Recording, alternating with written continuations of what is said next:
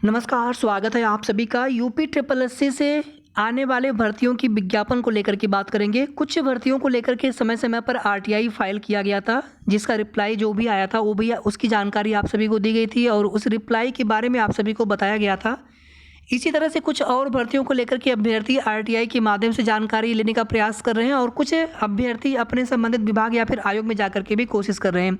तो इसी तरह से जिन भर्तियों को लेकर के अभी तक चीज़ें क्लियर नहीं हो पा रही हैं, तो आप सभी से आग्रह रहेगा कि आप लोग अपने संबंधित भर्ती को लेकर के संबंधित विभाग या फिर आयोग में जाकर के आप एक बार पता करने की कोशिश करें, रिक्वेस्ट करने की कोशिश करें।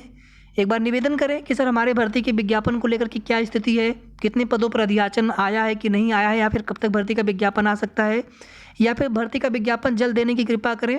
इसी तरह से आप चाहें तो आरटीआई के माध्यम से भी आप पता कर सकते हैं।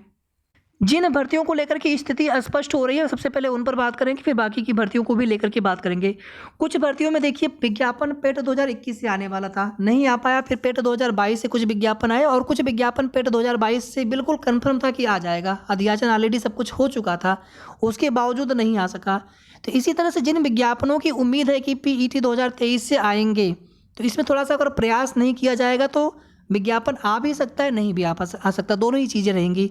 तो यहाँ पर कोशिश करना देखिए आवश्यक है, थोड़ा सा पढ़ाई के साथ साथ कोशिश में बस इतना करना है कि हम लोगों को रिक्वेस्ट करना है अपने संबंधित विभाग में जाकर के या फिर आयोग में जाकर के या फिर आरटीआई के माध्यम से हम लोग एक बार स्थिति को स्पष्ट कर लेते हैं कि आखिर क्या स्थिति चल रही है हमारे भर्ती के नए विज्ञापन को लेकर के।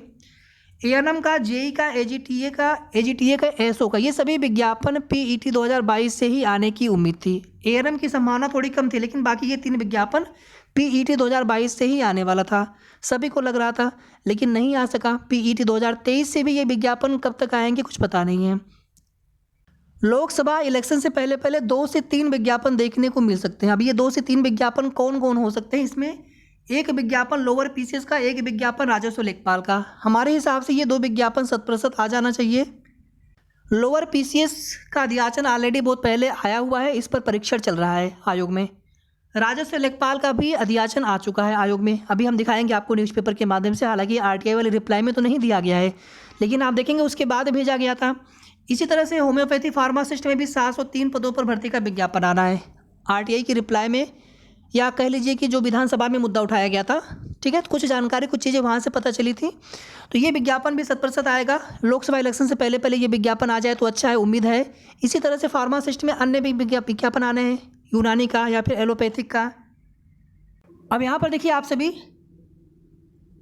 राजस्व परिषद ने लेखपाल के 4697 और रिक्त पदों पर भर्ती का प्रस्ताव उत्तर प्रदेश अधीनस्थ सेवा चयन आयोग यानी यूपी ट्रिपल एससी को शुक्रवार को भेज दिया है, यानी लगभग 4700 के आसपास बताया जा रहा था। तो यहाँ पर 4697 पद हैं टोटल। तो पदों के हिसाब से ये पद कम नहीं है। यूपी ट्रिपल एससी से अगर ये आने वाली भर्ती है इतनी पदों पर, तो एक बड़ी भर्ती ही मानी जाएगी। तो जिन साथियों का अभी 8085 वाले में सिलेक्शन नहीं हो पाया, अनफॉर्चुनेटली मेरिट काफ़ी ज़्यादा गई है, तो आप इस भर्ती के लिए अभी से मेहनत करना स्टार्ट कर दीजिए, कोशिश करना स्टार्ट कर दीजिए। आगे देखिए आप सभी, ग्राम विकास अधिकारी के नए विज्ञापन को लेकर के, ग्राम पंचायत अधिकारी के नए विज्ञापन को लेकर के, राजस्व लेखपाल को लेकर के और लोअर पीसीएस के विज्ञापन को लेकर के सूचना मांगी गई थी आरटीआई के थ्रू।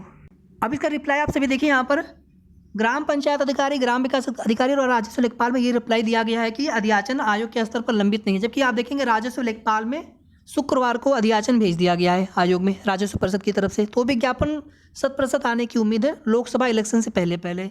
इसी तरह से यहाँ पर देखिए बिंदु संख्या 4 में देखेंगे तो ये लोअर पीसीएस को लेकर के है कि स्नातक स्तरीय पदों हेतु विभिन्न विभागों से अधियाचन आयोग को प्राप्त है, जिनका परीक्षण किया जा रहा है। परीक्षण के उपरांत त्रुटिरहित अधियाचनों के सापेक्ष चयन की अग्रतर कार्रवाई हेतु विज्ञापन आयोग की वेबसाइट पर यथासमय प्रकाशित किया जाएगा।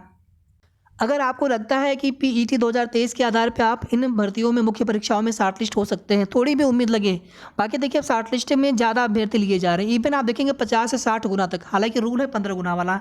तो आपको थोड़ी भी उम्मीद लगे तो आप लोग तैयारी करते रहिए, मौका मिलेगा तो फिर अगर आप तैयारी नहीं कर रहे होंगे अच्छे से, फिर आपको पछतावा होगा। तो तैयारी आप सभी पहले से करते रहिए, विज्ञापन जब भी आना होगा आएगा। लेकिन जिन विज्ञापनों को लेकर के चीज़ें क्लियर हो जा रही हैं, जैसे राजस्व लेखपाल है, लोअर पीसीएस है, वह अन्य विज्ञापन है, तो उनकी तैयारी आप सभी अभी से करते रहिए। आप में से बहुत सारे लोगों का यूपी पुलिस कांस्टेबल का एग्जाम होगा, तो आप उसकी परीक्षा अच्छे से दीजिए। आरओ एआरओ में भी हो सकता है कि आप लोगों में से कुछ लोगों ने एग्जाम दिया हो। यहाँ पर भी आप देखेंगे यूपी सरकार 6 महीने में 15,000 देगी नौकरी। कुछ भर्ती प्रक्रिया चल रही है, कुछ भर्तियों में विज्ञापन आएंगे और कुछ भर्तियों पर प्रक्रिया वर्तमान में गतिमान है। इसी तरह से आप देखेंगे लोक सेवा आयोग में भी 598 विद्युत सेवा आयोग में उत्तर प्रदेश पावर कॉर्पोरेशन में 1136 पदों पर भर्तियां की जाएंगी। अब इनके अलावा देखिए कई भर्तियों के विज्ञापन आने चाहिए। पुरानी भर्तियां कंप्लीट नहीं हो पा रही है, पुरानी भर्तियों को पूरी करने के लिए भी आयोग पर प्रेशर रहेगा। तो कितने नई भर्तियों का विज्ञापन दे सकते हैं ये हम लोग समझ सकते हैं यहाँ पर कि नए विज्ञापन देना आसान है, लेकिन भर्तियाँ पूरी भी तो होनी चाहिए। तो यहाँ पर पुराने लंबित भर्तियाँ भी जल्दी पूरी हो और नए विज्ञापन भी अधिक से अधिक देखने को मिले। जितने भी पदों पर अधियाचन हो, अधियाचन मंगवाया जाए और उन पर विज्ञापन जारी करते रहें। ऐसा नहीं कि एक विज्ञापन जारी होने में कई साल लग जाएँ। तो यहाँ पर साथियों थोड़ा सा हम लोग अपने स्तर से प्रयास जरूर करते रहेंगे। अपने संबंधित विभाग में जाकर के, आयोग में जाकर के रिक्वेस्ट कर सकते हैं। साथ ही साथ RTI के माध्यम से भी पता कर सकते हैं। ANM, JEE, AGTA, ASO या फिर किसी भी अन्य भर्ती को लेकर के शेष आगे की जो भी जैसी भी जानकारी मिलेगी आप सभी को समय समय पर अपडेट देते रहेंगे। वीडियो को आप सभी प्लीज़ लाइक कर दीजिएगा, शेयर भी आप सभी कर सकते हैं और अगर आपने अभी तक चैनल को सब्सक्राइब न किया हो तो सब्सक्राइब भी कर लीजिएगा। धन्यवाद।